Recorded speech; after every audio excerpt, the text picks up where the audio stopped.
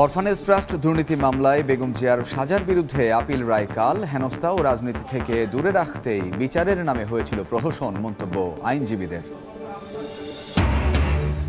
London ক্লিনিকে নিবিড় পর্যবেক্ষণে বেগম খালেদা জিয়া, চলছে ভিডিও থেরাপি। জানালেন ব্যক্তিগত চিকিৎসক, শুক্রবার নাগাদ মিলবে সব রিপোর্ট, এরপর ঠিক হবে চিকিৎসা পদ্ধতি।